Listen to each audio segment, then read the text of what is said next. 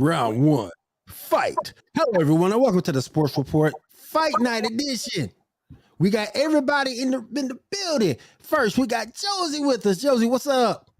Doing great. I am so pumped. There's so much to fucking talk about tonight. Yeah, it is. Yeah, it is. And next, it's my pleasure to bring my man in, Mr. Pinfall himself, and still the most heavyweight champion of the world. Yeah, we talking about Mr. Pinfall, my man Gene Emerson.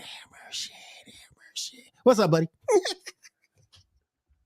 Oh, he's muted. Why can we not hear him? Why can we not hear him? Oh no, hold on, no. Is he muted? He shouldn't be muted. He's not showing muted. Nope. Why are we not hearing him? I don't know. Gene, I'm kicking you out. Come back in. Come back in. Because it's showing you muted. All right. How you doing, Joy? Well, welcome. Like you said, welcome to Sports Report Fight Night. We are here to talk about all things wrestling, UFC, and everything in between. I'm back. Sorry. There you go. There we go. She gives me joy. And we have to start tonight with nothing else, but it is 24 years of one of the greatest matches of all time. Foley versus Taker. Foley takes one of the first ever dive bombs off the top of the cage. Yep. Wasn't that the title match too? Was that the match where they said that he's about to win the title and everybody switched? Is that the match that changed the Monday Night Wars? No. The match that changed the Monday Night Wars is later, but this is what after Vince sees this match and what Foley is willing to do, this is what gives him his run. The idea or the sort of the okay, we can put the strap on Foley at some point and it will be okay. For what Foley does in this match. But yeah, he gave his body for us as entertainment. Yes. Back in the Attitude Era.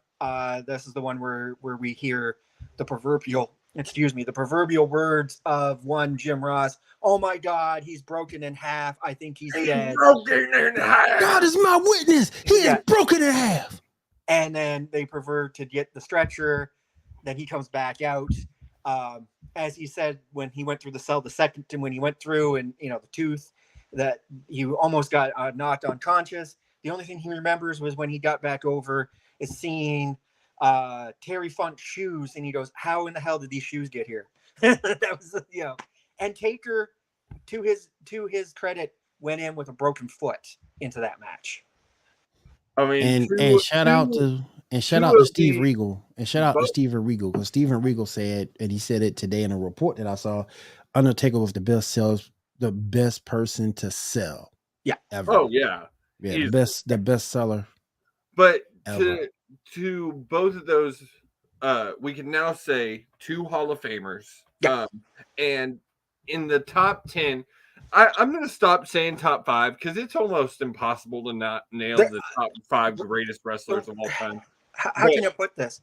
The wrestling, they want to talk about a Mount Rushmore. I don't think that there's any more Mount Rushmore. KW, what's up, KW? It's just a gigantic mountain with faces. Yeah, that's what it is. And it would need to be like Everest. Yeah, carved out. But 2 men that are definitely in the top 10, no question, no questions asked. And to go down with one of the greatest matches of all time, what made the cage match as relevant as it is today, and why people have such problems with the way that WWE uses matches like that, is because, like Blood and Guts coming up this week, it's meant to be to settle a score. It's meant to be to really put the nail on a story arc. We look at the cage, and I'm not talking cell. I'm going to talk cage. We're looking at cage matches. The cage match back in the day was meant to settle a rivalry. I was just talking gimmick those type of gimmick matches in general. Yeah, it was the end of. It was how to end a feud. There was nothing else they could do, so they did this. and they yet we're not going to go to at this point.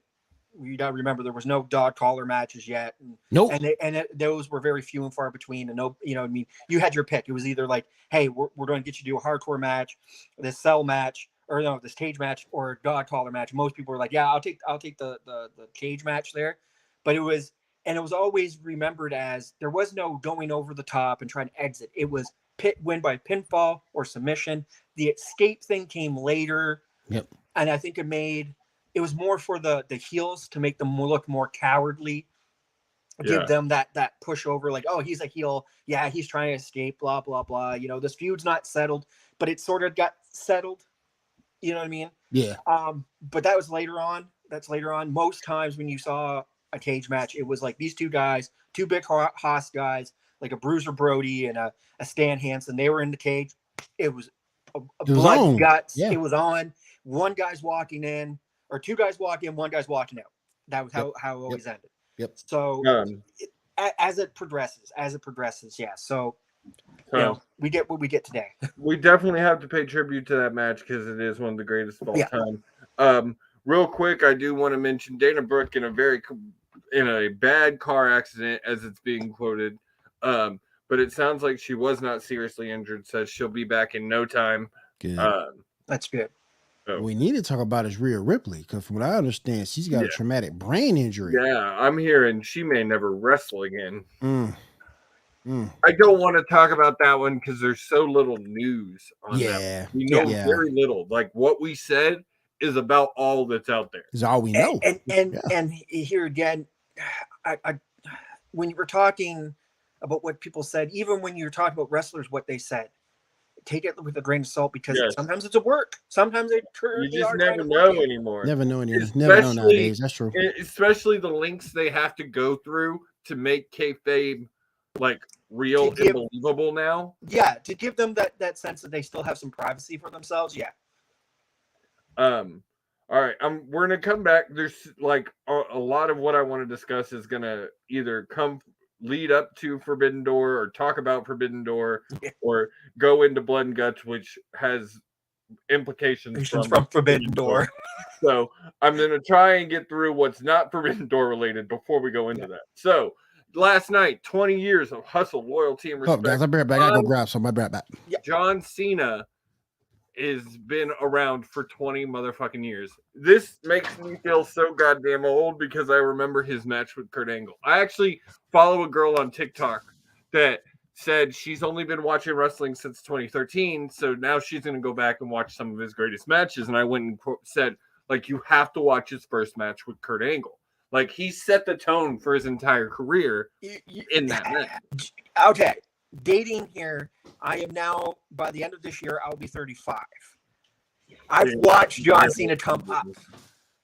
I'm the same way. I'm right there with you. The OVW days. I did not watch OVW. Yeah, him being the prototype. You know what I mean? So stuff like that. Like, don't get me wrong. I read. How do I put it? At one point, I was a John Cena fan. But when you start looking at the comparisons after so long and find out, I'm not going to dredge on the person. He's got 20 years. I respect what he's done. But at the same time, it's another. It's our it's this generation's proverbial Hulk Hogan. He had to go get the TNT title. Since we're gonna be talking AEW, he wasn't even. You want to talk travesty? He wasn't even on. Well, he's injured actually, so I can't say that. It sucks that Scorpio couldn't be on. Yeah. All right. So to go along with 20 years of hustle, loyalty, respect, as WWE, one of the best things WWE does is video packages to pay tribute. They do that very well, always have. Even if you can go back and find the video package they did for Benoit before they found out everything. Which, by the way, before I look like an asshole, it's not actually till the 3rd, right? Well, it got celebrated today at my job because it was the only day that all four of us was together. I hadn't said it, but I was also like, I don't think it's yet. Yeah, it's Sunday. Like I say, people on my job giving me the party and today. I talk to you almost daily, so yeah. It's the only day that all my coworkers were together, so that's what we celebrated today. Okay. I mean, it makes birthdays sense. birthdays in my family last minimum of a week. Oh minimum, yeah. So. Oh yeah. Um, Just like the Rocks. That's right, baby. Just like the Rocks. But hell yeah. So one of the things that's coming off of this is they got AEW stars to record some tributes to them. These are guys like Jericho, Big Show. There was one other that it's not coming to me now. Oh, Bryan Danielson. D-Bry, which I mean, for a long time they were basically in-laws. Yeah. And so it was really cool from what I've read and heard. They reached out to Tony. Tony agreed to all of it. I've already heard from the trolls of the wrestling world. Oh man, Jericho knows that it's coming to an end. He's keeping a toe there, and Brian no-showed Forbidden Door so he could be at Raw. And I was like, shut the fuck up! Like Tony's one big agenda, I feel like, is to change the wrestling world, to make it where companies are willing to work together, to make it where wrestlers can get insurance. They aren't, I mean, AEW wrestlers for a show that's on TV work the least amount of time to most wrestlers. Yeah. Yep. That's true. At the same time, people are going to talk because people are going to talk and they want to create news. Hey, like we were saying before and all these things, people don't make, like we were saying before the show, there's always going to be people that shit on AEW. There's always going to be people that shit on WWE. What you need to realize is there is a ton of pro wrestling companies. Yeah. There is only one sports entertainment company. Yep. And that's what makes the JAS such an amazing faction. But anyway, I just wanted to cover those things. Next on the list, the old Vince Judgment Day jobbing out on main event. Is this the end? Are they already done? Was the Cody Rhodes tidal wave of injury making Edge switch to babyface actually going to kill the Judgment Day before they even had a chance to have a run? I never understood why they did. I get it because they were taking Judgment Day to a place that he didn't want to go. Well, it wasn't so just that. They need a top baby face, and without Cody, you had to put him in there. The best one to make that switch. Yeah. But also too, and I'm looking at this with Judgment Day. I think Edge could have pulled off the whole spooky, phenomenal thing and added that to his repertoire. The reason I say this now, and I know there's going to be people out here going to troll me, but whatever. He was in Brood. He started off in a creepy, vampiric. I think he didn't want to do that again. And he was connected to The Undertaker. Yeah, he was. Through that later on, through the corporate ministry. So I think Edge at some point just is like, hey, I will accept what I can, but at this point it was just getting too much for him. And I think he was feeling like Undertaker had just retired and they're pulling off a bunch of Undertaker-esque stuff. I can understand where Edge is coming from. It's like, it's a little too soon, guys. Just a little too soon. In WWE's defense, minus Edge, all three of those guys scream darkness. Oh yeah, I'm not debating that. Rhea Ripley, Damian Priest, Finn Balor couldn't pull it off. I'm not stating that they couldn't. That's what I'm saying. I see why they would want to take it in that direction. Yeah, and I can see that. It's a bit weird. I think you need something like that in the WWE where there's no Undertaker. But here's the problem. You could have had that if you didn't release Bray Wyatt and you didn't through the story. We're gonna that I forgot to put that on the list, but we're gonna talk about that too tonight. Yeah, but as we get into blood and guts. I'm just saying you could have had that if you didn't go that way. Yep. But do you know what I mean? Can Finn Balor and those guys carry it? They could. Are they going to become? At this point, I think it's bound to go that way, just because you pulled Edge, who was given it some credibility. He had great promo. Damien's not there on a promo yet. Same with Rhea. Finn can cut a not good bad. promo. He's Finn can aight. cut a promo when he needs to once in a while, but Edge has got that ability to draw you in. And with Cody being out, yeah, you're going to need a new baby face. It is what it is. All right. Next on the docket, the saga that is Vincent Kennedy McMahon. It came out this week. The first female rest is saying that he raped her, and it was covered up. This would have been in the time that he was already in a lot of lawsuits for sexual misconduct. Yep. He was also going through his case with Hogan. Yep. I think, and then also the other point I wanted to bring up, the person I feel like is not getting a lot of attention on this is John Laurinaitis, who had his company's cell phone shut off this week. And I find this hilarious because of who I know who John Laurinaitis is married to. Yeah. And if you don't know, it is the Bella Twins' mom. Yep. Yeah. He's their stepdaddy. Yeah. So this whole thing, I'm just at a point. I don't see Vince stepping down, maybe, whatever. But he stepped down, but he's still at the show every week because he's a creative control. Yeah, you're going to still have Vince there. Stephanie might run things, but Vince is still. It's always going to be that way.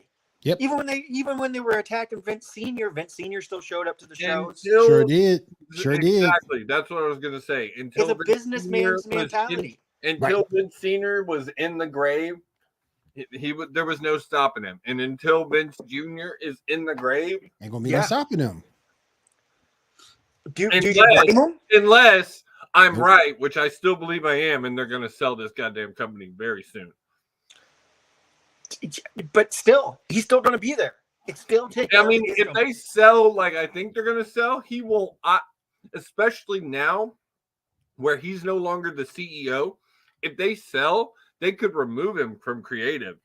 They couldn't remove him from the board, but they can remove him from creative with no problem. He's just a regular employee. That's the one thing. If they sell, at that point, he's just a regular employee. He has no power anymore. I can't see it happening. So, anyways. All right. Next on the thing, Sami Callihan returned to the ring after 8 months and a broken ankle. Slammiversary. He returned to Impact about, I think, a couple of weeks prior. Good to see him back. Moose. I was really happy to see this. He's also returned in the MLW. He's one of the guys I've been wanting to see in AEW since the very fucking beginning. Okay. To be honest with you, I think he fits Impact and MLW. I agree. A lot better than you don't take him to a major company. I agree. But as we're going to talk here in a second, when we get into the talk of Forbidden Door 2, both of those companies you just mentioned, I would love to see in a Forbidden Door with AEW. And we're going to talk about that here in a little bit. But real quick, before you move on, I just want to say one thing. Before you guys move on, I just want to say one thing. Shout out to Jordan Grace. Yep. Oh, yeah. She became the Knockouts champion. Mm-hmm. For the second time. Mm-hmm. And didn't she already have now lost it? Because I've seen her tie a Valkyrie. I saw that too. Yes, she did. 4 belts. Yep. It wasn't very long. And we're going to talk about Taya here in a minute because she has went on a roll. But getting back to the Sammy thing, it's great to see him back. And I like how they picked up the story with him going after Moose. It fits perfectly. Yep. Everything came together at the right time. I've also heard at their Against All Odds something, whatever, Impact, that Raven is going to be there for the Monster Balls match. Oh, hello. Yeah. Hello. So it's been announced that Raven's going to be there live. I don't know if he's going to be there as commentator or special guest referee, but it's something to do. I hope it connects with Sami Callihan, Moose, the whole thing, because honestly, Raven playing into all that would be perfect. Moose went out and hired like Raven to, to take over, take down Sami Callihan. It would work. A little bit of veer off from this, but I was also going to bring up America's Most Wanted reunited at Slammiversary. Ray, what's up, brother? How you doing, man? I'm loving the fact that America's Most Wanted is back together. It's especially that they're celebrating their 20 years. Like, America's Most Wanted is one of the greatest tag teams in Impact history. Yeah. And but is it shit? I lost my train of thought. Are you thinking it's a work here with having Wildcat injured and he's everything that they say is he can't be in the ring because Storm is protecting him. You've also got the Good Brothers involved. Facts. And I'd like to see it be the Briscoe. Oh, that's what I was gonna say. With all this going on, is Impact putting out some of the best stories they put out in a long because time. I think so. Like if they were on a better network, they would easily be number 3. They could, and I think here though the thing about Impact is what's great right now is they've had 20 years, so they can go back into their archives and grab some guys that weren't that relevant, bring them here, or guys that had a big impact at the time when they were TNA or whatever, right? And bring them in and fit them into stories right now because it works, and make your X division and make your tag team division and make your mid card level stuff look so good. So it takes some of the weight off the heavyweight champion. The heavyweight champion is still the main focus, but it makes, having all these different factions and what they're doing, it makes more sense. And it makes the stuff, because you got 20 years of, footage and shit that you can go through and people that you can pick from, it helps.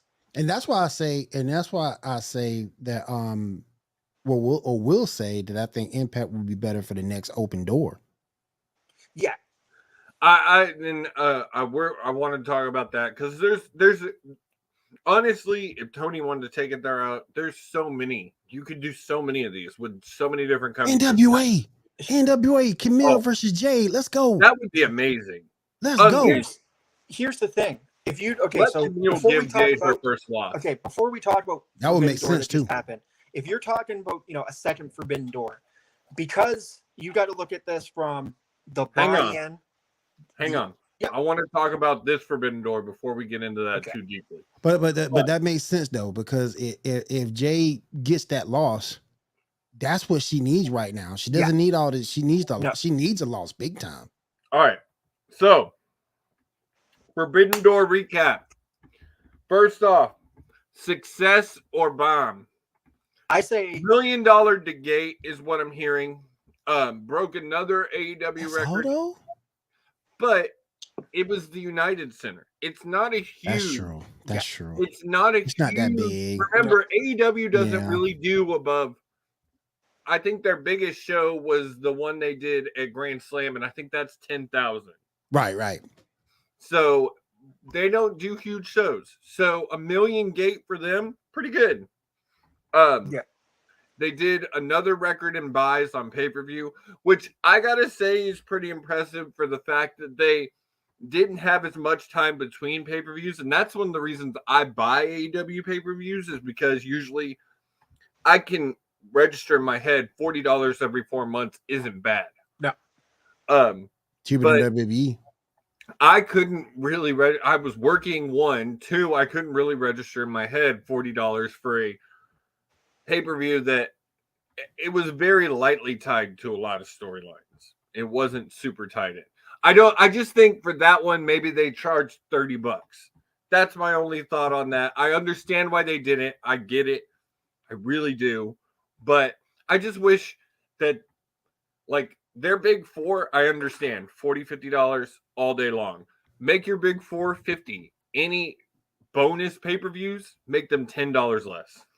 It's still cheaper than a WWE pay-per-view. I mean, well, but now the WWE has Peacock. You can get it for $5. That's true. But here's the thing. Here's the thing. Forbidden Door from start to finish. Okay, you got that hour on YouTube, the buy-in. That is technically going to sell you either if you're going to, if you're last minute guy and you're totally didn't find out about it weeks in advance, but that hour long it gives you that itch. It gives you, do I want to buy this or do I not want to buy it? As you say, you know what I mean? Buy-in. So you got the buy-in. Our first match was Aaron Solo versus QT Marshall, or Aaron Solo and QT Marshall versus Hiroku Goto and Yoshihashi. Phenomenal match. And those guys, I'm not talking the factory, I'm talking Yoshi, and those guys are known even in New Japan. Yep.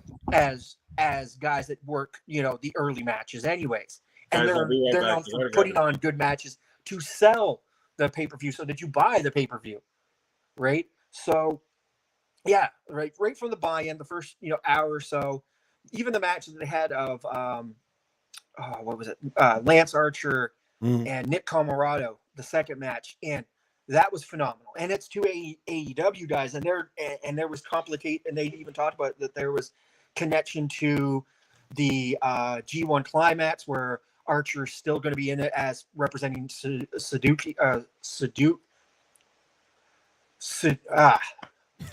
I'm trying to say it. I can't say it either. You know what I'm talking about. So I don't sound like I'm bad and ready. Right. Monaro's group.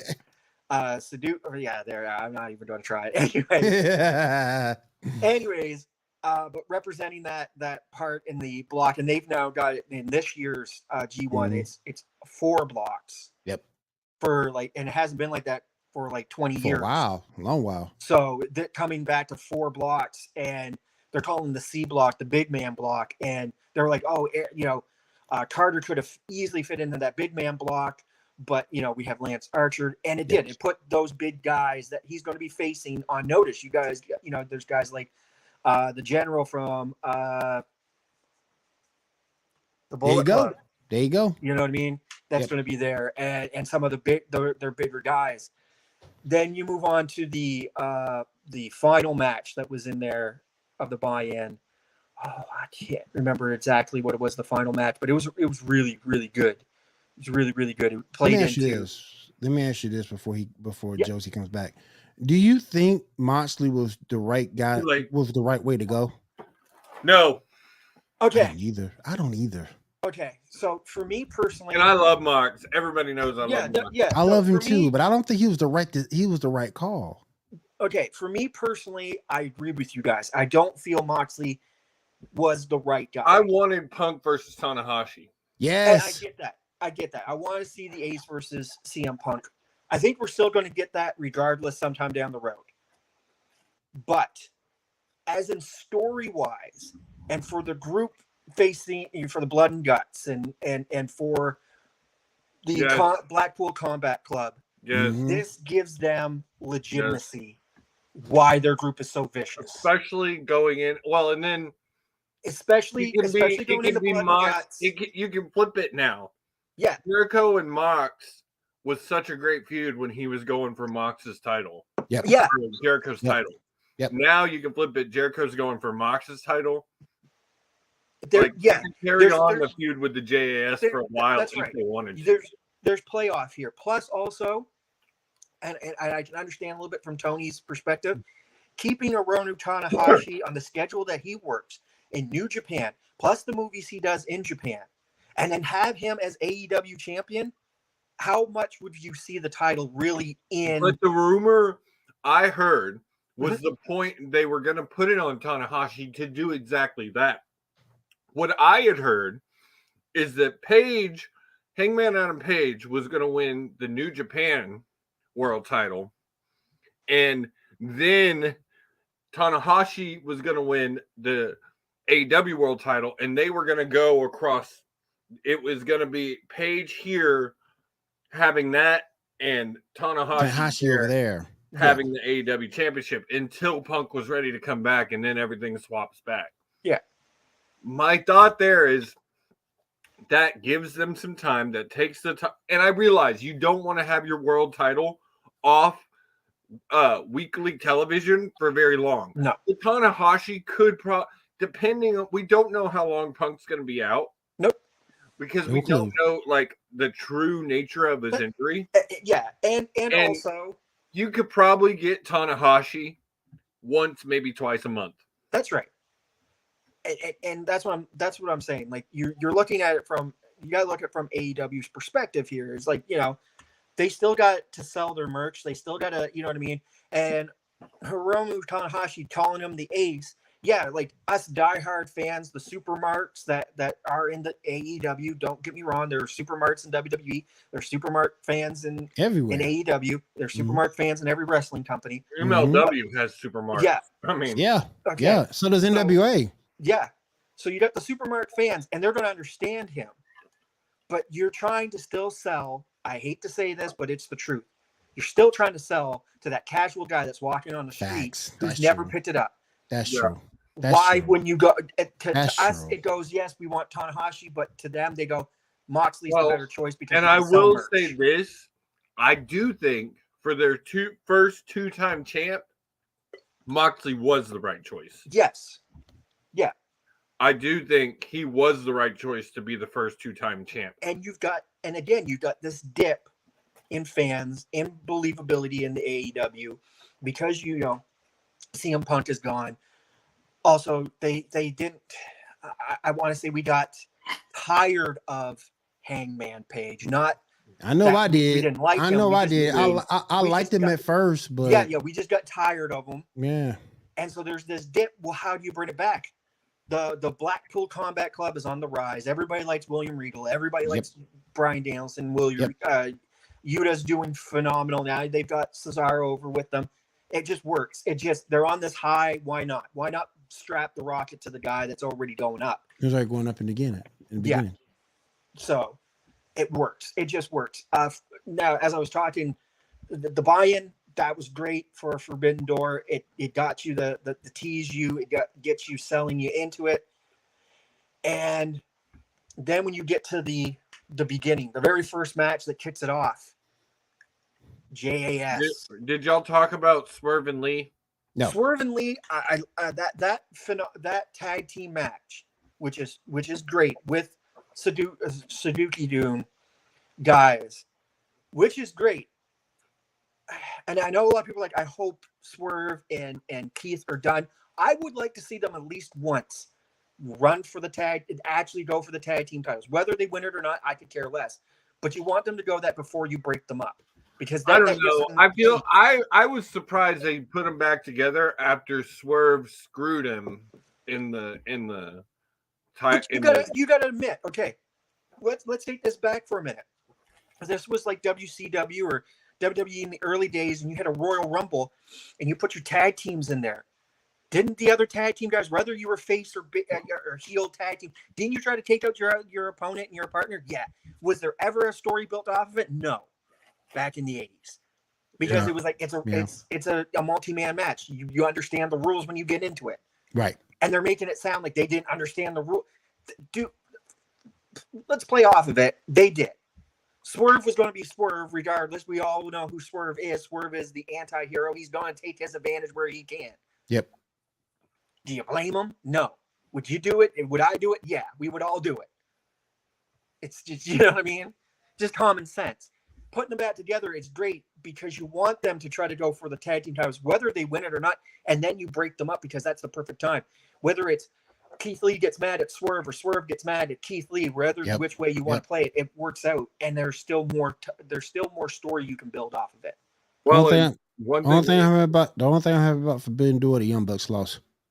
Well, and one thing we haven't talked about is the fact that I don't think they were a good choice to be the first two-time AEW tag team champions. I understand why they did it. I think the Hardys were probably going to win it in that match. Yep. Honestly, and they had to scramble to put something because together. Of everything that happened. Yep. Mm-hmm. And they already knew like the Christian stuff was ready to go. Like that had been boiling for long enough. It needed to happen. It needed to happen, and it works. And it works well. Having the Young Bucks 2-time because they play. They do play the arrogance so well. They play arrogance so well. I just hate them. But all right, the final match for the buy-in was Billy and Max Caster versus Alex Coughlin, the DKC, Kevin Knight, and Yu Amara taking on Max Caster, the Gun Club. But this to me, Billy Kids ditched, and it just ended up being Caster and Billy. Yeah, and they still beat 4 guys. They beat the whole Young Lions. Bleacher Report gives it a C. They said it was decent, but there was a few too many sloppy moments. There was, and then I want to say this. Okay, so I love Danhausen, and yes, Danhausen brings out the new music that Daddy Gunn had for them, calling them the ass boys, and that was funny as hell. But at some point, and this is the truth, at some point, just go with the gimmick. At this point, everybody's bought into it. You can't keep calling yourself the Gun Club. You're working with the Acclaim. The Acclaim are still going to call you ass boys. You know this by now. But on that note, Gene, are you loving the Acclaimed? I feel like I love the Acclaim right from the get-go. And I did not. That's what I was going to say is I was not a fan. I found them very obnoxious.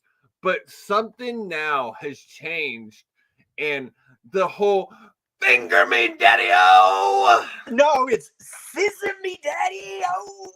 Good. And I love the way they play off the ass boys that can never get the city. I love the Acclaim because they were like, how can I put it? They're like the new age Outlaws 2.0. Max Caster is like the hold up now. John Cena Thugonomics we've always wanted, and he comes out and he just spews shit on everybody, and you want to hate him, but then he can back it up with the shit that he does in the ring. So, Bleacher Report's notable moments from the buy-in are Marshall is really good at playing the jerk. He has the body language down very well. Yeah. I agree. QT Marshall is an amazing heel. Yeah. He was so he was so bland as a face in the beginning of AEW. And I realized he's really only used to put over talent, but he's good at doing it. Good at playing the heel. Yep. The way Archer landed on his head when he hit the cannonball in the ring was scary, but he got right back up and kept going. Seeing a guy like Archer walk the top rope and hit a moonsault will always be impressive. Yep. The stretch muscular submission spot with Swerve and Desperado ringside was great. Yep. The way Lee saves himself and Swerve from submission at the same time was awesome. Mm-hmm. Billy was the biggest dude in his match by a wide margin. Oh, yeah. Oh, yeah. All right. So, as Gene said, first match of the actual pay-per-view, Jericho, Guevara, and Suzuki versus Kingston, Yuta, and Umino. If you saw AEW this past week, in the hair match, Guevara revealed himself to be a part of the JAS. I love this because, I'm sorry, there is no more, I've heard it so many times, there's no one more sadistic and sick in the head as far as a wrestler than Minoru Suzuki. Facts. There is maybe Eddie Kingston and Suzuki are probably right here. But first match on the main show, the match was a fight from the moment, which you knew it was going to be a brawl, especially because it's also leading up to Blood and Guts. Yep. Bleacher Report gave it a B. Dean, thoughts? Damn. Just a B? B plus. I'm sorry, B plus. Okay, that makes more sense. Okay, the biggest moment in that match for me was the time between Minoru Suzuki and Eddie Kingston, and when they're slapping the chops. All right, so notable moments, Gene. The fourth notable moment, Suzuki no-selling Kingston chops was a fun moment. The way Kingston reacted really helped make it work. Yep. And I'm sorry, this one right here, this final observation of this match, everything Yuta does looks great. He's one of those guys who just gets it. I agree. Yuta could probably be holding the TNT title in 3 to 6 months, and possibly, if he keeps this field of growth the way he is, possibly be the youngest champion in AEW history. I'd like to say right now with Wheeler Yuta, we need to see a match between Scorpio Sky and I agree. the TNT I agree. title. Like a serious match. And I don't think it needs to be 3 or 4 months. I think it needs to be when Scorpio is healthy. That's when you put it together, because that would be perfect time. It's going to Wardlow next. Wardlow's about. It's got to be. Like, don't get me wrong. Don't get me wrong. To finish the story with everything that's going, yes, right, okay. That's why I say 3 to 6 months. But give Wardlow a little bit of a run. Yeah, but then you're going to get, and we're going to hear this from everybody. Then you're going to get him in the Goldberg position. But I will give Wardlow this: he can at least talk on the mic, and you know what I mean. So he's not one. We talked about it a couple of weeks ago. He's not one dimensional. He's got it all. I love that he's adopted the Wardlow chant, because where I did not like Goldberg is Goldberg was only good for 10 to 15 minutes. Wardlow can go in there and has shown with his first match with Cody, has shown he can go in there and have a battle. Yep. For 20 and 30 minutes. Also, he's great in the ring. Also, he's pretty damn good on the mic as well. He's interesting and charismatic, and for a big guy, he also can move. For a big guy in this era to check all of those boxes is pretty rare. It is. It is very, very rare for a big guy to pull that all off. So other notable moments, Suzuki's entrance music alone is over with the crowd more than a lot of the stars that's on the always a roster. sell point. I'm sorry, if you have Suzuki on a pay-per-view and you do not say, "Oh, say hey," if you do not sing along, then you know what I mean. Suzuki, the man, is just about as over as anyone right now. There's a hint to this. If you caught it in the commentary, it was Excalibur says to him, you got to watch out, or not Excalibur. Kevin Kelly's telling them, like, don't make eye contact with Minoru Suzuki. And Taz goes, "Yeah, I got a black towel in my closet as well, so he doesn't scare me." You know what I mean? But I don't think it can happen, because from what I've heard, his injuries are to the point he's never going to be cleared again. No. But God, please give me one more Taz match. One more. Yeah, but then it would be like almost like when we got Bret Hart and Vince McMahon. It will never live up to the hype. God. So you know what I mean? Hate to blow your dreams. I mean, as much as I say that, I'm almost getting a resurgence of Taz, because Hook is good. Hook is really good. He is.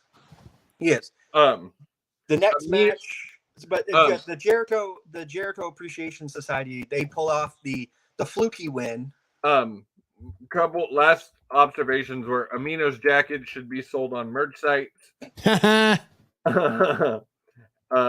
Kingston exposing his chest the moment he saw Suzuki get tagged in was a very specific kind of energy. Second match, Roppongi Vice versus United Empire versus FTR.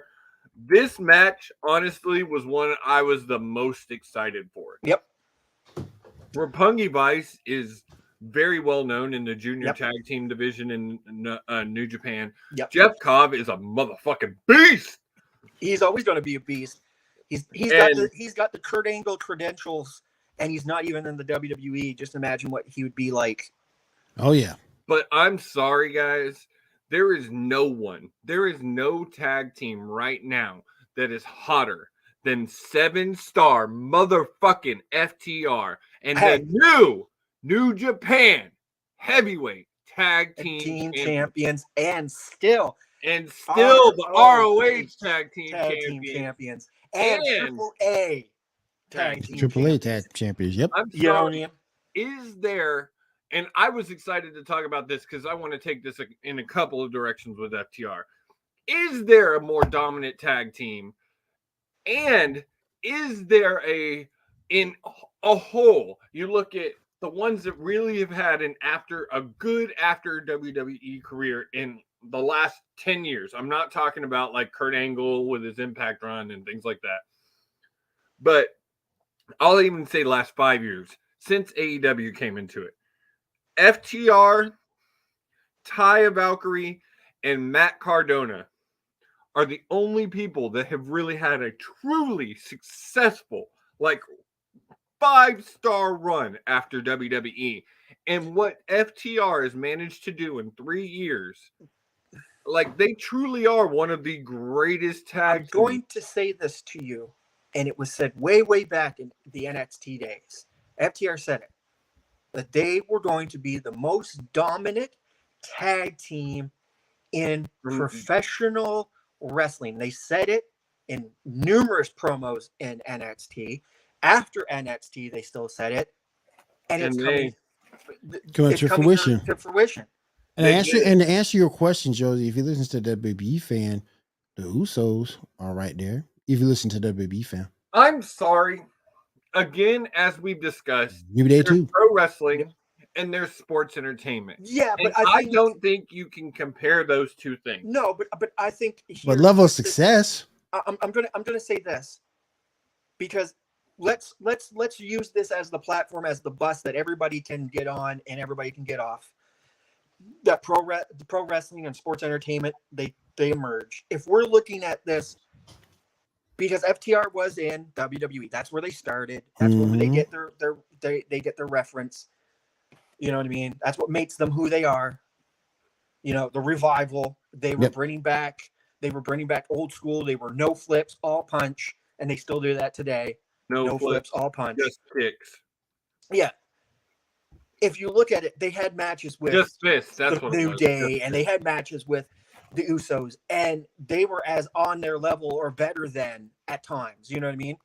So to see this now, to see them all in a sense, FTR, Usos, New Day, they're all sort of getting, in a sense, resurging the tag team division in their companies. That's great.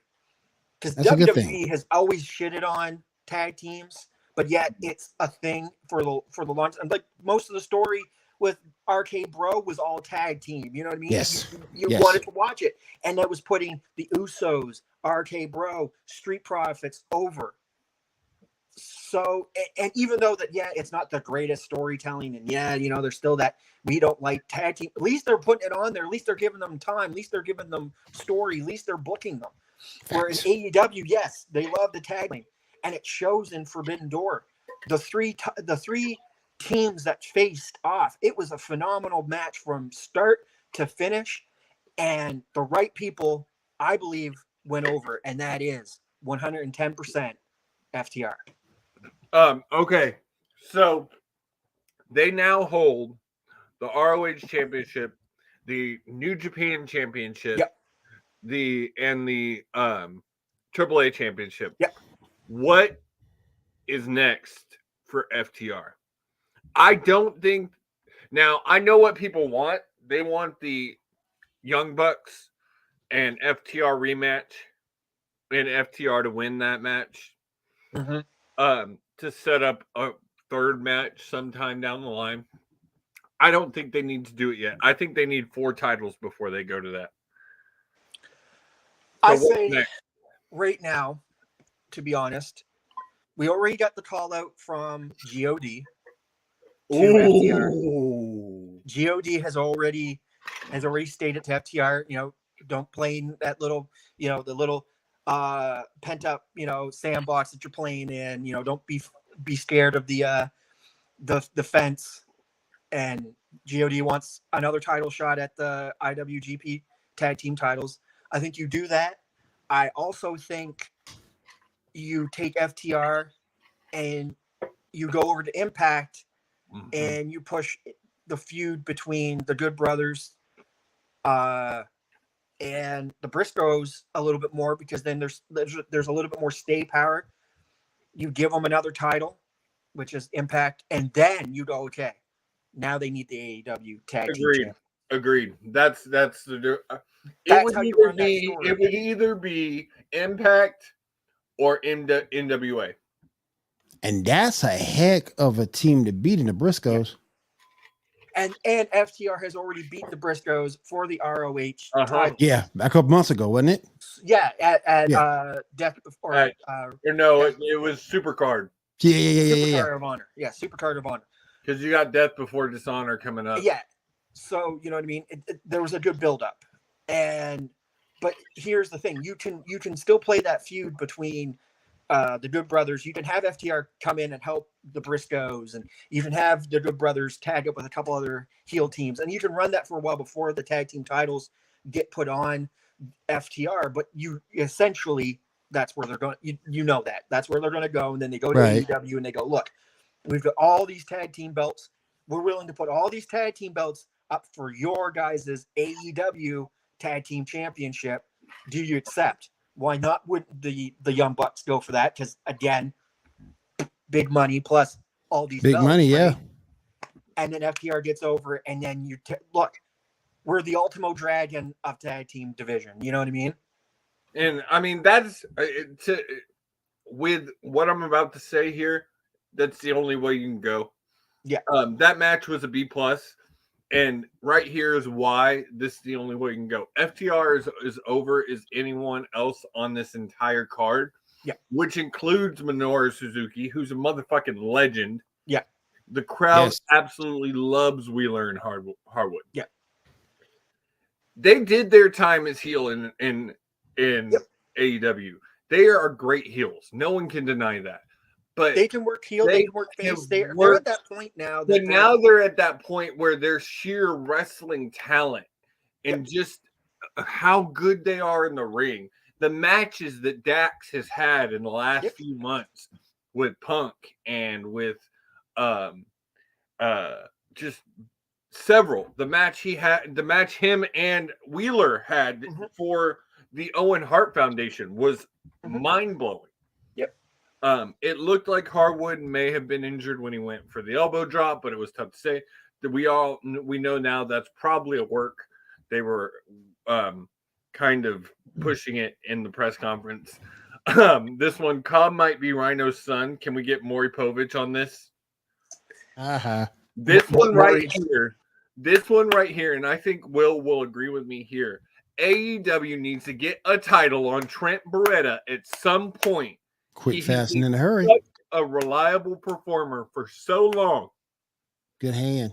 He's so good. Okay, so this moves into this. Now that we have Pac as our new Atlantic champion, inter-Atlantic champion, do you put up a Pac versus Beretta?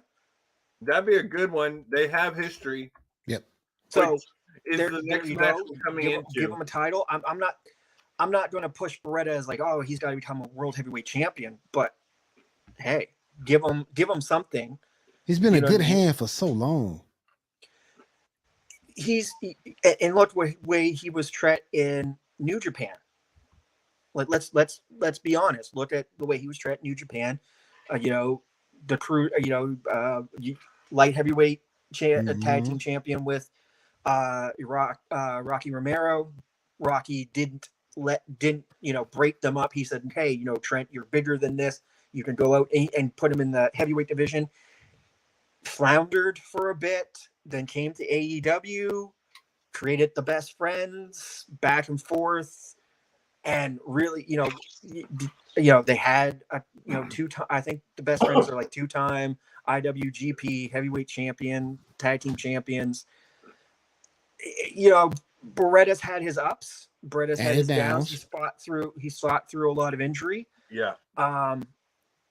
Do I see him? Would I like to say, do I see him winning the Atlantic title? I'm hoping. It'd be nice to see him with the title, but at the same time, it would give a solid It would give a solid story for Pac now. Though, would you say, hey, look at Pac and go, do you not have, Malachi Black or Miro go after him after what had happened? Maybe, what I mean? And then again, Brett is sitting on the shelf doing whatever. It's just the nature of the beast. You know, you can't push everybody, and you can't give everybody titles. That's true. You know what I mean? We can't create participation awards for everybody. So, as you mentioned, Pac won this match. I do want to talk about it. Highest rated match by Bleacher Report. This match got an A-. Would you expect anything less, though? I don't know a lot about Clark Connors. He was replacing Tomohiro Ishii. Yeah. Because Ishii had a fever. But, I mean, Malachi Black, Pac, and Miro are all headliners. Easy. Okay. So I'm going to say this. If you weren't a Clark Connors fan, you didn't know about Clark Connors, but you bought the pay-per-view, and you were thinking Tomo Ishii was going to come out, knee injury happened, they replaced him with Connors, and you'd never seen a Connors match, which I've seen some. This was a really good outing for him. Does it make him not winning? No, I didn't expect him to win, but he kept his own with big dogs in there. Yep. So yeah, him going back to New Japan, if they don't push him in a light heavyweight championship direction. It says Connors got a huge pop when he put Miro through the table. Yeah, but that's what I'm saying. Like, if you don't, as New Japan, when he goes back, if you don't start pushing him in some form, light heavyweight championship, or even, I know they don't have an Intercontinental title anymore, but if you didn't push him in some direction like that, you got to now. Connors is now, he's booked himself in that position now. He's hung with three big guys that are main players, main stars: Miro, Malachi Black, and Pac. And he didn't get lost. You recognized him as much as you recognized all the others. So that's a good. Notable moments from that match: the crowd not giving Miro one of the biggest pops of the night was a little disappointing to see. I think that's because of Miro's story right now. I don't like the Redeemer gimmick. I really don't. He should have kept him where he was when he had this. Yeah, which is what they're trying to reborn, but now like he's fighting against God, and it's just, I don't know. No, at this point, I think it's going to take some time. It's like any good gimmick. How long did it take for us to get over with the Bulgarian Brute? That's true. My only thing is though, fellas, if it ain't broke, don't fix it. And that's the truth. But at the same time, too, look how many times Jericho has reinvented himself. That's true. And it took time, but yet it's got him over. Yeah. It keeps you relevant. It keeps you doing something new. You're not constantly coming in, doing it, and then feel like you're getting into it. I want him and Lana together. Lana's right now so freaking busy. CJ Parker is so busy. I follow her on Instagram. She's so busy with this, that, and the next thing. So I don't see it. And she's I think she's out from pro wrestling or sports entertainment. She's doing her own thing, and she's happy with what she's doing now. Yeah, she's modeling, doing a little bit of acting, isn't she? Acting, and a lot of acting. She's just got like a shit ton of scripts sent to her. So wow. Connors is one of those guys who's so. I feel like Connors does fall under this, like the Jonathan Gresham. He's one of those guys who's so well proportioned that you don't realize how short he is until he's next to someone else. He's like Jonathan Gresham in that way, because Jonathan Gresham is tiny, bro. Yeah. Like, he's tiny. And Cena was the same way. Nobody realized Cena's only like 5'7". Yep. So here's the thing. Like I said, the right person won. I love the whole giving the black mist, but it hit Miro, and Connors tried to pull it off, but then Pat comes out of nowhere and basically takes the whole advantage and gets the 1, 2, 3. I think it builds for a story yet again between the House of Black and Death Triangle. I think we're going to see a little bit more of that story, but that's going to evolve. I hope that involves a little bit more with Julia Hart and builds her story out a little bit, because you need that the filler for that. But then, what was the next match after this one? Was it the Thunder Rosa? After that one, we got Thunder Rosa versus Tony Storm. Well, I thought Tony Storm was going to win that match. I really did. First off, yes, I agree with you, Will.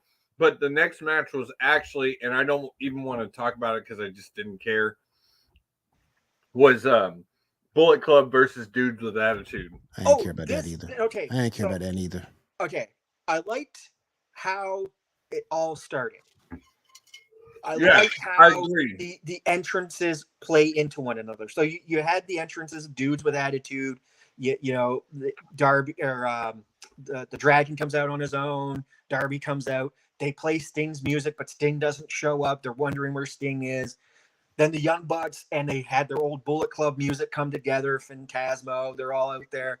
And then all of a sudden, midway through their, you know, as they're doing their pose, the pyro just or their streamers just pop, and then all of a sudden, lights go out, go to the rafters, but he's not there. Poof, go back, and then Darby's laughing, and then boom, Sting jumps up. This is great. I like the reference to the dudes with attitude. Only goes back to when Sting tagged with a bunch of guys from WCW taking on Japan guys, and they called themselves the dudes with attitude with Scott and Rick Steiner and Lex Luger. But going to the match, I did want to talk about. This was another A- rated match. I agree with you, Will. I thought for sure the way they built it, like I thought for sure Storm was walking out with this title. She was going to be the quickest title winner from WWE. And like it made sense because as much as I love Thunder Rosa, and I do, she's amazing. This run has not been great for her. You can hear you when she got hold of that title, you can hear a pin drop, literally. The greatest part about her reign, the greatest part has been her gear at pay-per-views. Yep. Rose's gear at pay-per-views is incredible. Yes, and then there's also okay to really play this up. Thunder Rosa has never been able or has never been in a big company winning a big title and held the big strap and trying to get the mainstream company over. She has never been in that position. When she was in NWA, it was still just coming up. It was still just beginning. True. So she wins the strap, but then somebody else takes it from her who's bigger, that's able to carry the company. Thunder Rosa still needs, and I love Thunder Rosa as a character. I love Thunder Rosa as a wrestler and as a female competitor. Right. But she still needs seasoning, and the seasoning comes in promo. You get the strap. Now you got to be able to not just wear the strap and go, yeah, I'm the champion and I'm going to fight, and that's what you're doing. You want to be able to put butts in seats. Right. Britt Baker can get you to put butts in. She's like the Ric Flair female version. Yeah. You literally, she doesn't have to be at every house show competing, but Right. you want to see her at that main event getting her ass beat because you want to see that title get off her, and she won't. You know what I mean? Ric Flair, that's what drew his money. And it goes back to that old saying, regardless if you're a man or woman, it's not the title that makes the man or woman. It's the woman or man that makes that title. Right. And right now, Thunder Rosa gives that title no credibility. Plus, we've had incidences, which has leaked, that she does, that certain people she's worked with, she doesn't like working with those people. And when she works with them, you know what I mean? You can see it in matches. It doesn't bode well when you're the champion. You got to be able to play nice and work with everybody. Right. Not just pick and choose. And I wish Tessa Blanchard was here to hear you say that. So I really wish she was here to hear you say that. She'll probably report Oliver for sexual harassment if she was here, but so Meltzer ratings haven't come out yet, but if he doesn't get this, all these are from Dave Meltzer? No. These are from Bleacher Report. I'm about to say, okay. But if he doesn't give this match a 5-star, he's smoking crack, and that's smoking crack without the ratings. How can I put this? The match was good. It was an A+ by Bleacher Report. The match was okay, but me as a pure wrestling, I literally, it was a match that gets lost. And not because it has anything to do with Toni Storm. Toni Storm, you can tell she's working her butt off. Oh, no. Thunder doesn't hold up her end of the bargain to the I match. moved on to Ospreay and Cassidy. I was sort of kind of shocked by that. Kind of. You know what Not I mean? too much, but kind of. When we talk about Will Ospreay, I was sort of kind of shocked by that a little bit. Will Ospreay versus Orange Cassidy. I was pulling for Orange Cassidy, to be honest with y'all. This was phenomenal. Will and Orange played it well. Yep. I love the scene where Will Ospreay's got Orange Cassidy, in a the abdominal stretch. He puts his hand in his pocket and then he gives you the old finger. They played everything so well. They had their spots where it was and like best, but you had the moments. Cassidy had one of his best wrestling matches that you've seen in AEW. Mhm. Like there wasn't a lot of his shtick in No. this match. But I was kind of hoping he was going to get that window. I was too. Yep. I wanted to see him as the U.S. champion. I really did. Mhm. But I don't think plays, this is over either. No, Yeah, I don't think it's yeah. over. But it plays well. One, Orange Cassidy's part of Chaos, so I don't think it's ever going to be over. He can go over to Japan. Two, it plays well for the Empire, especially to have a feud later on in New Japan. Empire versus Bullet Club. It works well with Juice Robinson still not giving up the United States Championship in New Japan. Having Will versus Juice is going to be phenomenal. Even if let it's a that three-way get at settled Wrestle Kingdom, and then bring Will back. Yeah, you know what I mean.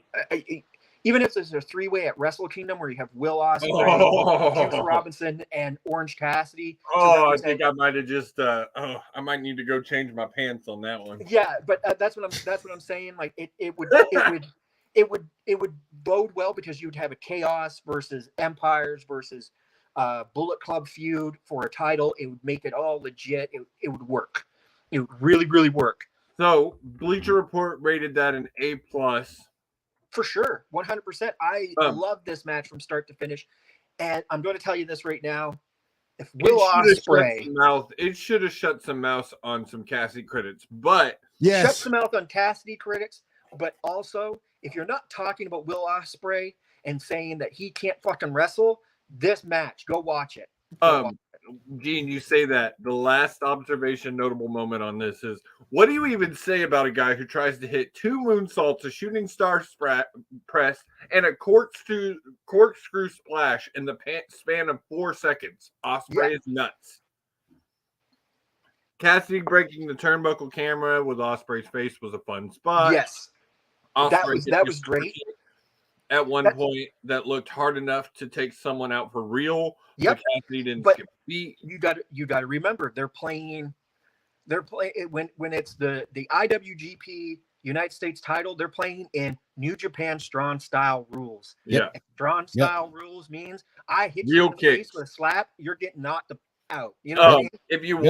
If you watch New Japan, having Juice in the crowd was a really nice touch. Yeah. The spinning backbreaker Ospreay used at one point looked really good. Seeing Cassidy have a huge smile on his face is so weird, but it felt appropriate for the moment. Yep. It was rumored that Cassidy would be using new entrance music, but at this point, he's still coming out to the pixels. Next match, Zack Sabre Jr. versus mystery opponent. And ladies and gentlemen, the pop of the motherfucking night. Claudio Castagnoli is all elite. Yes, he is. In case you don't know who that is, ladies and gentlemen, that is Cesaro. Formerly known as Cesaro. Yes. I'm good to see him. Good to see him. He looked great. He did. I will say one critique I heard. This was another A+ match, but one critique I heard is he threw a lot of the European uppercut. And I've felt this already with him. He kind of dumbed down his moveset for WWE, and I think it's going to take him a little time to work that out. Oh, yeah. I think he will. Personally. Notable moments. I'm going to try and speed this along because we still got a lot to talk about. The pop the crowd gave Castagnoli was probably the biggest of the night. Oh, yeah. If he's part of the Blackpool Combat Club permanently moving forward, it might officially become the best current stable in pro wrestling. I tend to agree. This, if they keep going in the direction they are with the Blackpool Combat Club, could overtake the Bloodline as one of the best factions right now. Oh yeah, that's not hard to do. Consider what a Bloodline is right now. Well, I mean, they are still one of the more dominant factions in pro wrestling right now. Unfortunately, I know you're not a fan, but it's true. Ain't a fan at all. Castagnoli casually holding a man above your head while you walk up the stairs in the ring is low key hilarious. The crowd really wanted to see The big swing let out a collective groan when CSJ countered it. I wish we had seen a little. To me, though, honestly, I wish it had been Danielson and Sabre Jr. You would have got more of a technical style match. I mean, that match needs to happen once Danielson is like it needs to happen. But he was a great replacement. To have Castagnoli show up as the replacement, it fits, but then it also puts the ringer in Sabre Jr. because Sabre really, in comparison, is not a bigger guy. He is a lanky, very flexible guy. And usually when he goes up against those bigger guys, he tends to have problems. And we've seen that in that match. Sabre countering the sharpshooter and the heel hook was a thing of beauty. That was good. Second to last match of the night, White versus Cole versus Page versus Okada. I mean, there's so much in this match. There's so much history. It's a grade A. Jay White won. He deserves to win. Yep. He deserved that. He deserved that. He deserves to win. But like we already kind of talked about, I would have loved to seen Page at Hangman Adam Page or Adam Cole win this, and they switch titles for a while. But Jay White deserves it. But I'm not sure. I think maybe what changed this is maybe White wasn't originally planned to win against Okada yet. And then when they did, they changed the plans. Jay's going to keep the title for a while. Yeah, but also it puts into a good story. Like there's always been a very good story feud between Okada and who's ever the heavyweight champion. Yeah. Whether it had been, Kenny Omega, Jay White, whomever. Even Tanahashi, Ishii, depending on whoever holds that title, the IWGP Heavyweight Championship, whoever holds it, usually there's a good rivalry with Okada, always. Okada got the biggest pop of the four men. The fatal four-way, or the four-on man match, multi-man match. You needed Jay White to walk out because it, like he said at the beginning of the night, Juice had done the exact same thing with big guys, pulled off that win, got the United States title. So you want to make the Bullet Club look legit. Yeah, right. You don't want them to be going from just Dominion not too long ago, and then you see Jay White look like a total bum ass. And New Japan has been working really hard as of late with Impact and things to build Bullet Club back to what it used to be, and it would have really hurt them to lose the title. Yeah, so when you're doing something like this and long-term booking, I think you're still going to see Jay White, Okada. You still want to build, because you have the G1 climax as well in this. Mm-hmm. So there's that. Okada's in it, Tanahashi Ishii is going to be in there. Even some of the names from guys from AEW could show up in this, No one was listed, which surprised me. But you never know. Archer representing Suzuki-gun. He's already in the C block. I guess they were saying there's 4 blocks this year. I've only seen A and B, I believe. Yeah, there are 4 blocks. There's A, B, C, and D, and C block is the big man block. So you know what I mean. So there are some names. So Okada got the biggest pop of the 4 men in this match. Okada was going to. As soon as you hear the ding. It's also the type of fan that AEW is. Like you said, they're not really the promotion for the casual fan. The people that watch AEW usually watch or know of what New Japan is. And that's right. And like we said, the best way to describe it to people, as I describe AEW to a casual fan, the fans that are up at the very front of the stage or up at the very front of the ring, those are your super fans. Those are your super marks. Everybody behind that are your regular, just everyday off the road. Hey, this sounded really cool. Let's go get this. And they still know. Yeah. And they still know a bit. They still know a bit. But as soon as they walk in and as soon as, 20 minutes in, there are guys that are up in the front telling these people in the back, yeah, this guy, pay attention, blah, blah, blah. Right. So, well, you know what I mean? The thing I want to throw at you, Gene, is when Okada made an appearance at Dynamite this week, they had a girl on screen that was in the nosebleeds. The moment that coin flipped, she was like, yeah, you know what I mean? But that's what I'm saying. Like, there's just certain reactions and she probably may have not really known. Like, she could have been like, "Oh, this coin, like, what does this mean?" And then all of a sudden, a cloud comes up, and then everybody else is screaming. no, she knew what it meant and was like blown away that he was there. Yeah, but this is the thing yet again. Like I said, in this Fatal 4-Way, it was a great build. It doesn't make anybody look bad. It gives you story potential with Jay White and Adam Cole. It gives you story potential between Okada and Hangman. And this does with Cole like basically turning on White. It will lead to an undisputed elite versus the Bullet I wouldn't be surprised. Mark my words. If you look at maybe go and look at the D block, and they will rearrange it, and you might have Adam Cole and Hangman Page automatically show up. You don't know what could happen. G1 is one of those things you just don't know. Right. And then we had the big match of the night. Hang on. Moxley. Crowd was chanting "Holy shit" before anyone even threw a punch. Because yet again, and they were, like they said, the new IWGP Heavyweight Championship is the merge of both the Heavyweight Championship and their Intercontinental title coming together. This is the first time it's been defended in a multi-man match at all. So it's big news in Japan, and it's big news in AEW just because it's a first. Yeah.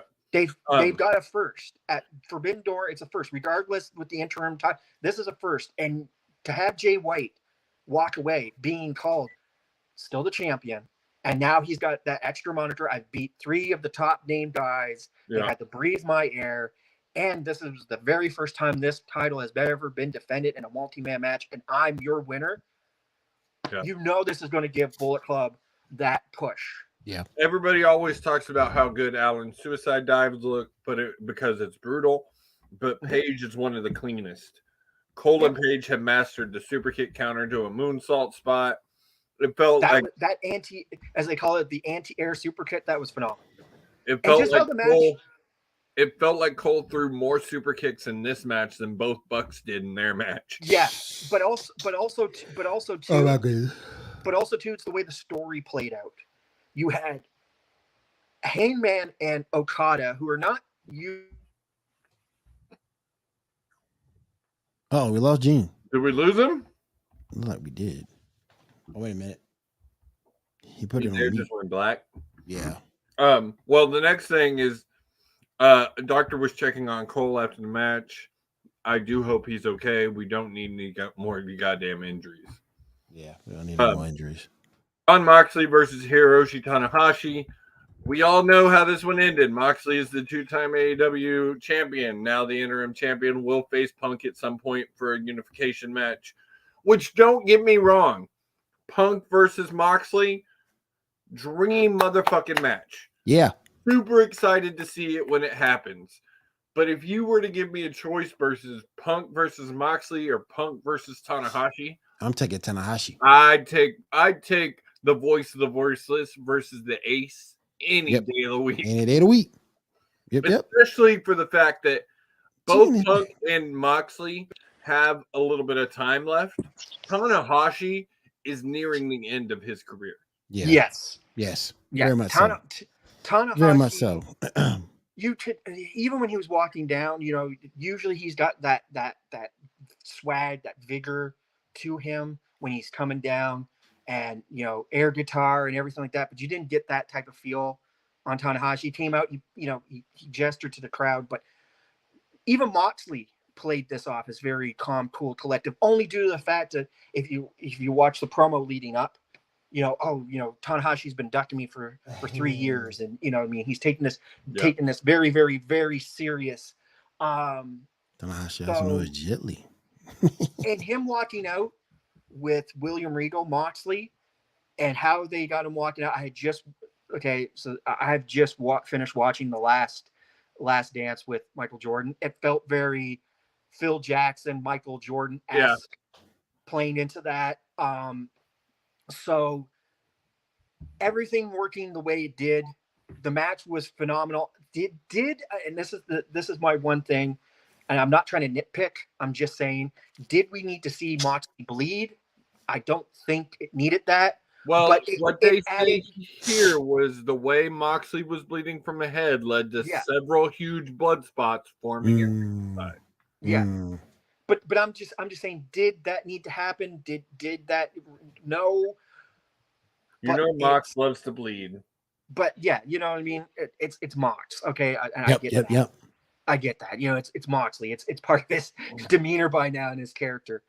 Table spot could have looked better, but it's hard to always make it look good. There was a kick out by Tanahashi that looked like it was a hair too late, but Aubrey Edwards knew not to count to 3 at that moment. And that's why I say, fuck off anybody who wants to shit on Aubrey Edwards. She is a great referee. Amazing. Audrey, and like she said, she's not there for the attention on her, yet the attention does get to her, but she's there to help move the story along. What people don't realize is if you go back and you look at WWE for the last 30 years, if you go look at WC, the refs still emoted when amazing things happened. Now, do AEW refs tend to play in that a little bit more? Yes. But it's also the fact that she's a woman that has a heavily makeup face when she's out there, and you're always going to notice the face she's going to make. I always notice Bryce Remsburg's reactions, and he doesn't have makeup on. Nope. But this is the thing. There are some good refs that can help sell the match, and then there's others that you totally like. Hugh Hefner or Dave Hefner or a Hef could help sell the match. They were part of the match. They had great ref bumps, whatever. AEW, I'll give you one. In AEW, 2 refs that are great at selling matches are Bryce Remsburg and Aubrey Edwards. But if you want a legitimate ref that's in there to just be a ref, they're going to end up putting Paul. I can't think. The one that ref the 4-way. Yes, the skinny. Some hair, but not a lot of hair. He is the guy they usually go to for like the legitimate ref look. But those 2 are meant to, and it's also the connection. Bryce refs a lot of matches for like Cesaro. The fact that he was in that Cesaro match was a big deal. He's Eddie Kingston, Ring of Honor, stuff like that. They have a lot of history with him. Between Ring of Honor and Pro Wrestling Guerrilla. But this is what I'm saying. Like when you watch the match is phenomenal. Tanahashi still gives it his all. We still get to see a high five flow. We still get to see Moxley hit like 3 or 4 different paradigm shifts. We still get him to, he's literally trying to choke Tanahashi out, and Tanahashi ain't gonna give him the pleasure of tapping out or even passing out.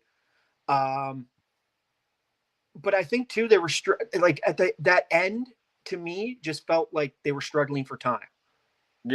And they were. I think they were. Somebody had told them, like, I think Audrey or one of them, we're coming up to that point. Got. Well, and they still had to get the blood and guts off the thing in to push that. So overall, Gene, it sounds like you're the only person that actually watched it here. So I'm only going to ask for your rating. Overall, what do you give Forbidden Door? I give Forbidden Door, if I'm rating it as like Meltzer star ratings, for a pay-per-view mid-summer, not expected. They don't normally do. And they don't normally do. Definitely a 4.5. It was entertaining. It's a great little, I want to say a little bell ringer for the up-and-coming SummerSlam, because we're getting a repeat of Mania all over again. And it gave AEW to where they have kind of a bookend. Like they've got an opener with this for SummerSlam season. Because WWE's prepping for that now. We've already got Lesnar versus Reigns. 25. I was going to say for the 365,000th time. And then right after SummerSlam is over, AEW will be going into All Out. That's right. Yeah, but I think, and it also, whether or not there's great big stories that come out of this. It's enough that if you're a long-term story dude, later on, if something comes out from this, like, somebody, shows up, you understand why. You go, oh yeah, that's right. Forbidden Door just happened.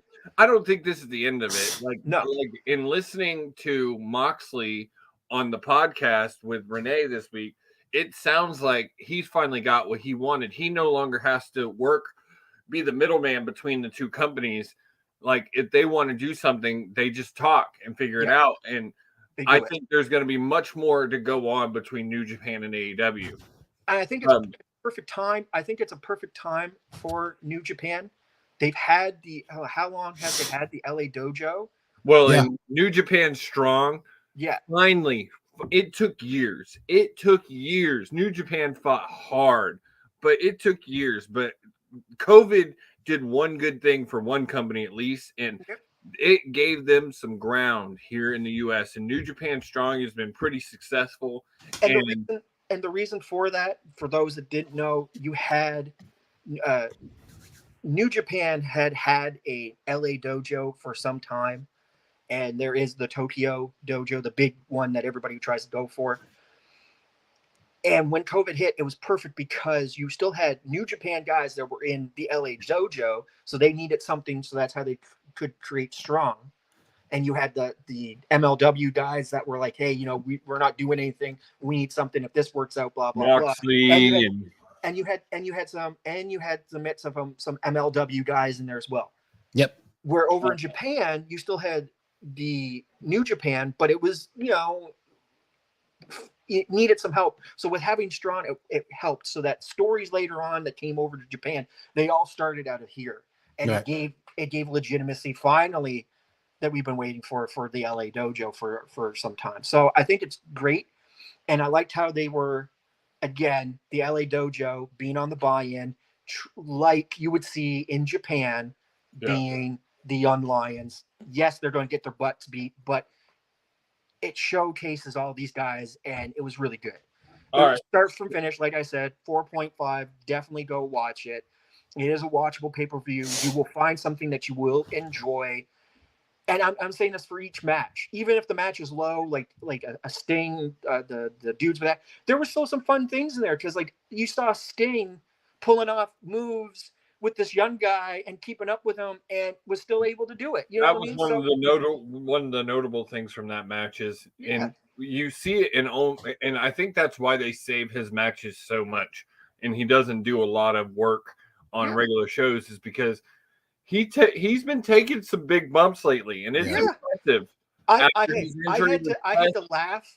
had to laugh out of my seat when El Phantasmo, Canadian being that's what he is Canadian, El Phantasmo, tried to nipple twist Sting. Sting plays it off, he screams in his face, and then later nipple twists El Phantasmo. Like, this was great. It was a fun match. So the last, we kind of discussed this, but the last thing, minus WWE, if you could see any promotion, even make it a three-way, AEW versus New Japan versus whoever, who would be the best promotion? And I think we already said it, especially if you make it a three-way because of their relationship with New Japan anyway. Impact versus AEW versus New Japan would be amazing. I would love, it will be. It will be. Imagine a champion versus champion match versus CM Punk, Jay White, the Switchblade. Yeah. And I don't know if the guy, Alexander. Josh Alexander. I don't know if he would be fit for that Josie. match. Yeah. Josie. What? We really can't. We don't want to. Yeah, you go. We can see your face now. We can see your face. Sorry. And I don't know it. I don't know if Alexander fits in that, honestly. Oh, yeah, he does. Moose. He does. Yeah, I think he fits too. I think he fits too. The reason I say this, and I will defend this, Josh Alexander has fought his butt off to become champion. He's a deserving champion. He can face top tier competition. We've seen him face Charlie Haas. We've seen him take on, Jonah. We've seen him take on, some of the biggest and the baddest and hold himself. He's faced Moose, who's supposedly the wrestling god, and beat him. Yep. He deserves to be an Impact World Champion. I think he would fit perfectly. Would he win? I'm not going to say he's going to go over and win, but he's not going to be lost as like a third tier guy, like a third wheel. He would fit in perfectly with those guys. He would work well with Jay White. And even if you didn't put him in like a title match, even if you are going to have like each individual one will have their own title match. Yep. Josh Alexander versus Ethan Page, that goes over tremendously. Yeah, that would be a great one. That would be an amazing match. So, even if they did what they did here in Forbidden Door, and they do it like a second one, and they give them individual, it would work perfectly. Yeah, so I think that's what AEW needs to work for. The only thing I'm going to say is if you do Forbidden Door 2, whether you put it on the buy-in or you put it on the main show, you still have to feature your TBS champion. I understand why he wasn't. Scorpio Sky is injured. I get that. But you still could have had Jade Cargill. Jay should have been there. Featured. Jay should have been there. Easily, and you could grab, because they talked about it in New Japan, that Stardom is like a sister promotion to New Japan. I think that was the issue, is they weren't directly working with Stardom this time, so they didn't have any women. The only woman that got work in this entire pay-per-view was Ty Conti. Yeah. Yep. So Ty and Rosa and Storm. 3 women. I did want to break down Blood and Guts, but we've already went an hour and a half. I will say that we will discuss the recap of Blood and Guts next week. Yes. Because Forbidden Door took a lot to talk about. It is. It was a long. It was a huge event. Pay-per-view. History making. Yeah. Huge event. Yeah. But just to say, I think here, I really hope that this is the end of the JAS and Combat Club. I hope this Wednesday it finalizes that. Go to the JAS, man. Don't come on, man. Like, I'm not saying like the JAS is done as a group. I say, not just that. Gene, yeah. I really hope that this is the end of the Eddie Kingston Jericho feud. I'm ready for Eddie to move on. I think at this point where you have, if you pardon me, but if you were watching a little bit to the end of Forbidden Door, there was an argument between Eddie and Moxley, and I think that's you got to settle something there. I think that's coming to settle something. I think that's, whether it's for the title or not, but I would like to see it for a title. Oh my God. Yep. Oh, I just had a okay. Moxley versus Kingston. Kingston wins, go on to face Punk. Yep. For 2. Yeah. Yep. Yeah. Oh. Yeah. Here's the thing. I'm sorry. I have said since he came in and since he kind of became Mr. AEW, Kingston deserves one championship and run. I think this is how you do it, because what's going to happen, this is my prediction. Don't hold me to it, but this is just a prediction. Blood and Guts, Eddie Kingston screws over the Combat Club, and that's how it starts the Moxley Eddie Kingston feud, and then you lead that into Punk Kingston. Got money. I mean, I would be okay if that's where they're going with this. If that's where they're going, and if Kingston can get one major championship. I don't see Kingston joins the JAS. No, I don't see that, because his hatred for Jericho to screw them over, so that Moxley understands, like, dude, the guy's willing to sell his soul to get a shot at your title. I do want to make, I'm not going to go into Blood and Guts, but I do want to make one prediction. Mm-hmm. One prediction. Bray Wyatt debuts tomorrow night. He filed a new trademark. He filed a new trademark for Wyatt 6, and not only did he file it, he filed it using AEW lawyers. Yep. And you notice that it's funny that it's Wyatt 6. Yeah. When you think he's going into the Dark Order? And if you put him in the Dark Order, something needs to happen to make the Dark Order relevant again. You just had Anna Jay technically leave the Dark Order, you know what I mean, on her own, you know what I mean, on her own, under her own feet, if you will. So if you're going to bring Bray Wyatt as Wyatt 6, you know what I mean? I mean, it would be a way to bring them back. Now Yeah, that it will be. because I was Putting already him in that leadership out of everybody from Dark Order, you got rid of Stu Grayson. I like Stu Grayson. I thought Stu Grayson was one of the most talented guys in the Dark Order. Mm-hmm. And so I don't know. I think Bray Wyatt debuts tomorrow night. That's a hell of a prediction. We get the tape rolling. Keep the tape rolling on this. Keep the tape rolling. I think the thing is, it puts just saying it puts the Dark Order in a better position, and you want and Bray Wyatt would become their leader. It'd be legit because he's friends with Brody Lee. You'd make it makes the most sense. It makes the most sense. I think you turn the Dark Order not from where it is right now, like it sounds like a business. You turn them into a family. You bring in Rowan. Give Bray Wyatt the beginning of his original gimmick, which is the Wyatt family gimmick, which is the cult leader. You progressively work the story over again. If you could get him to stop with this stupid control your narrative bullshit. Oh yeah. Even though he's sounding more and more crazy like Ryback every day, I swear to God. And that's saying something because Ryback is crazy. No, we're not going there. We're going to go ahead and call this on that note. Guys, Ryback is crazy, man. Thank y'all for joining us tonight. We will be hopefully back next week to talk about Blood and Guts.